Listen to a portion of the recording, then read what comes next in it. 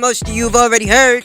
The news broke yesterday that David Benavidez been fucking with that white girl. He was on that blood. Push him to his limit. He was on that blood.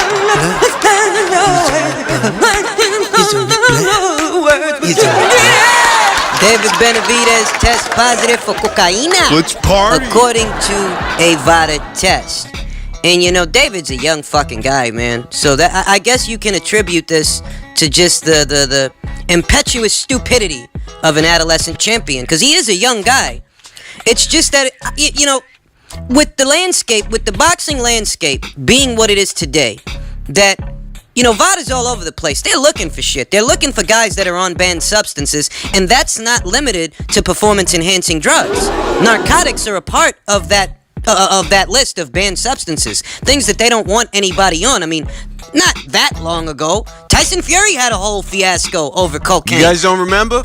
Right before he had retired, you know, ballooned in weight, all of that. Right before that, he had a whole fiasco regarding cocaine. So, you know, it's not like this stuff isn't in the news. It's not like these situations aren't making headlines. They are. And I'm saying that, you know, David Benavidez should fucking know better. He should, especially now, I mean, he should know better. With everything that's going on, highly publicized situations where well-known champions are being caught, have banned substances in their bodies, whether it's performance-enhancing drugs or just plain old narcotics. Sometimes even doctor-prescribed medications.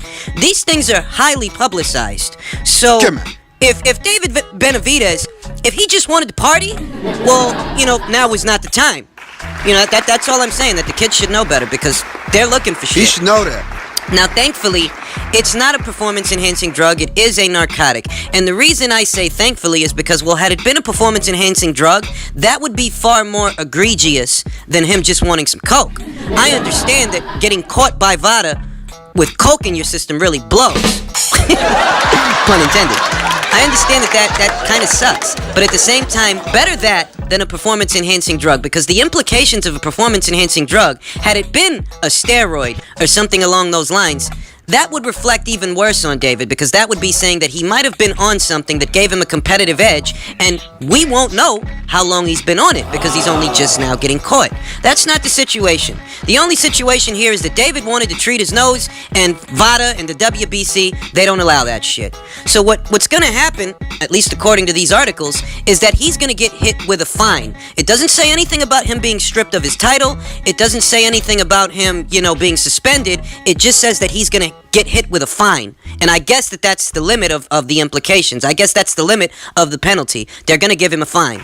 But you know, I reiterate, it's pretty fucking boneheaded to, at this day and age in the sport of boxing, it's pretty boneheaded to be treating your nose knowing full well that you're the WBC champion. And the WBC has partnered up with VADA to test every guy in their top 15. Every guy. That includes you, the champion. Did you forget? It's pretty boneheaded to be aware of all these things, the current landscape of boxing, and think that you can run around treating your nose. Now, David Benavidez released a statement, and it reads, "I would sincerely like to apologize to the WBC for my actions. I am embarrassed to have this happen, and to all my fans that I lost respect of. I know a lot of people won't see me the same, but I'm young and it was a mistake on my behalf. But to the people that are by my side and showing me support, I promise you, I will come back stronger and make it up to all of you. I will still continue to put my all into my training and into my fights. Once again, I'm sorry to you all." So, you know, he's as you can imagine, this is a bit of an embarrassing snafu. as you can imagine, David Benavidez is apologizing to his fans who may feel most affected by this. There's nothing he said that you don't expect him to say. But I reiterate, It was still dumb. young guy or not, at this point in the juncture, it's pretty fucking dumb to run around treating your nose, knowing that VADA and the WBC are looking for guys to crucify. Not just guys using performance-enhancing drugs, but guys that might be on narcotics. Guys that might have thought it wise to treat their nose, like yourself. Pretty stupid. In other news, I saw this posted yesterday, and it appears that we're going to be seeing Vasyl Lomachenko one more time before the year is out. On December 8th in a unification fight against Jose Pedraza. This is going to be a WBA, WBO unification fight. A few particulars I want to discuss in reference to this unification fight. How it affects my personal pound-for-pound list, and just some of the characteristics of the fight, the dynamic of the fight. How will the fight look? Aesthetically. Now, for starters, you know, if Vasyl Lomachenko wins this fight, And unifies. and he unifies Pedraza's WBO with his WBA, that's still not going to be enough to move him ahead of Mikey Garcia. Why, you ask? Because Mikey Garcia's a unified champion. He's got he's got 2 world titles too. And he's in the same division as Lomachenko, but the difference between them is that Mikey Garcia has beaten more champions than Vasyl Lomachenko, and he's fought in more weight classes than Vasyl Lomachenko. These are 2 areas where Vasyl Lomachenko really has yet to catch up with Mikey Garcia. To top it all off, Go on. Mikey Garcia has no career setbacks. I mean, at this point in the juncture, there are really only 2 to 3 ways that Lomachenko can surpass Mikey on the pound-for-pound list. Mine. One would be fighting him, defeating him, and bumping him off the list, thereby moving into the number 1 spot and bumping Terrence Crawford down to number 2. If Mikey and Loma were to fight, the winner of that fight would move up to number 1. That's one way Lomachenko could get it done.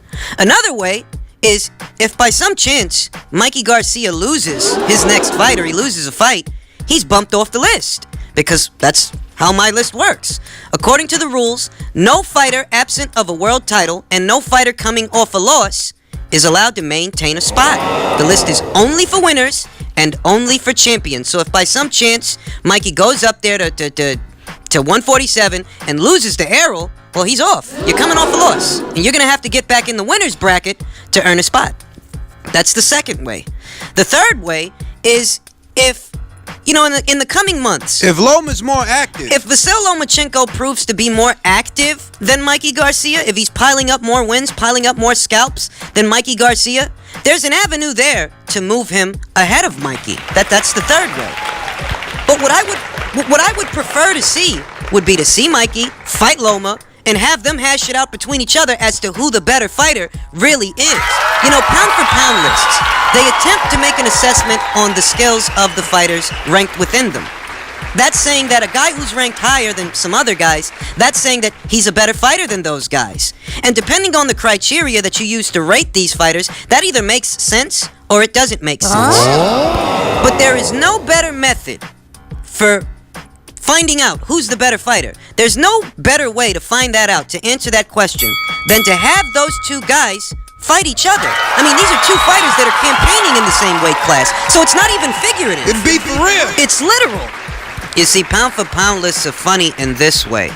That if you got a guy who's ranked at, say, you know, number 8, for example, and then you got another guy who's ranked at number 5, what if the guy at number 8 is perceived as being more skilled than the guy at number 5, but he hasn't had the chance to prove that yet? He might well be more skilled than him, but until he really proves it, he really can't get past him. He's got to prove, fight by fight, either against that guy who sits at number 5 or against the other guys that are around. He's got to prove that he's as skilled, if not more skilled, than that guy who's ranked at number 5.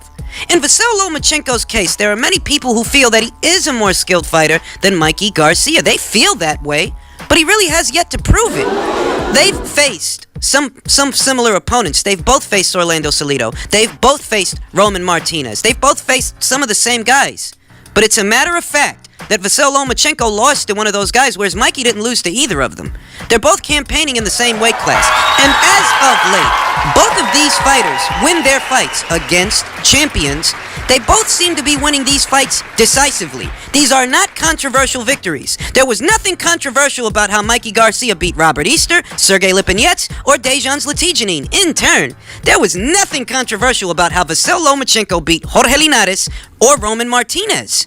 The only difference between Mikey and Loma is that one guy's got a more extensive track record. One guy's beaten more champions and fought in more divisions. So for Vasyl Lomachenko to really prove that he is that much better than Mikey, the best way to do it is to beat him, because they're right there with each other. So I'm hoping that fight happens. I don't want it to be figurative. I want to see these two guys meet each other in the ring to prove which one of them is better than the other. And my problem is that with Mikey looking up there to 147, looking at Errol Spence, he might get his fucking ass kicked, then come back down to 35 and try to have that same fight with Loma. Except now, you might be damaged goods. That's why I don't want him going up there to 47.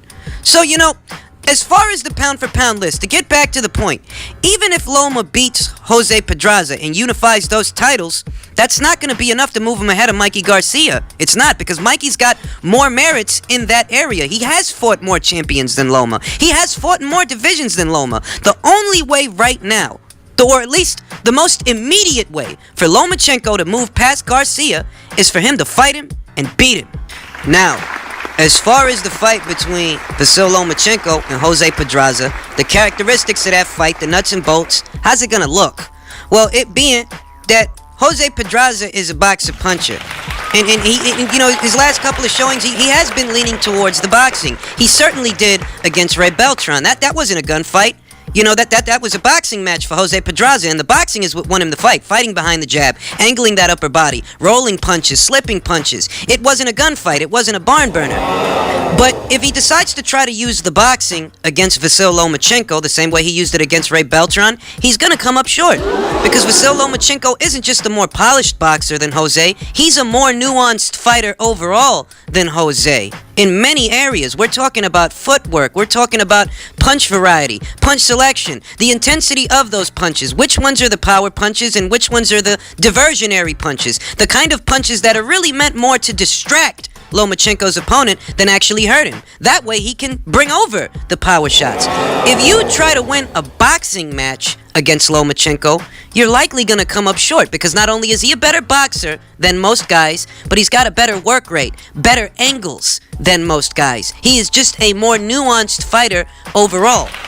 So the way I view the characteristics of the fight between Vasyl and Jose is, I think it's going to be pretty one-sided. I do. I'm not sure that Lomachenko will stop Jose, you understand.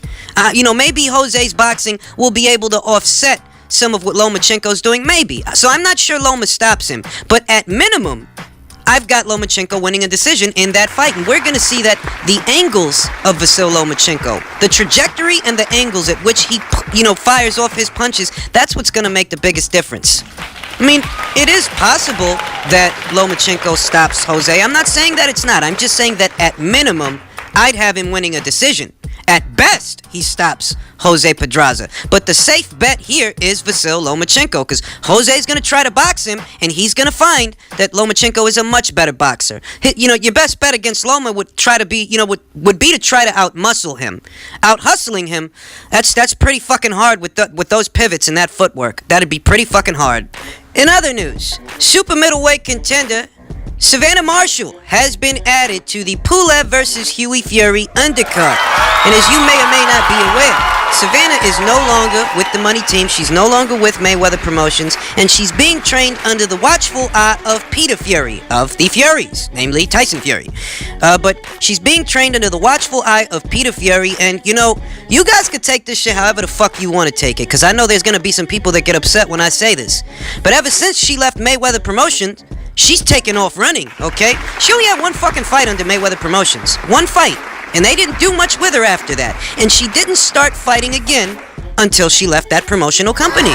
Is that a fucking coincidence? Or is it just that Mayweather's promotional company, quite honestly, sucks? I don't want to hear about, oh, I don't even watch women's boxing. I ain't ask you if you watch it. I'm talking about how Mayweather's promotional company is not a good company.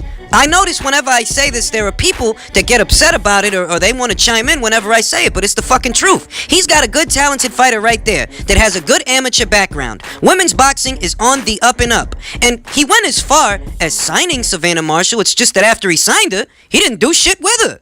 I mean, look at how much Top Rank has done with Michaela Mayer. You see what I'm saying? Look at how much Matchroom has done with Katie Taylor. At the end of the day, if Savannah Marshall appears to be on the up and up right now, active and progressing, because she only has 3 professional fights, only one of them was under the Mayweather banner. But if she's on the up and up right now, it's really because she cut ties with those guys. It's because she went somewhere else to do something else with other people. So look for Savannah Marshall on the Huey Fury versus Kubrat Pulev undercard.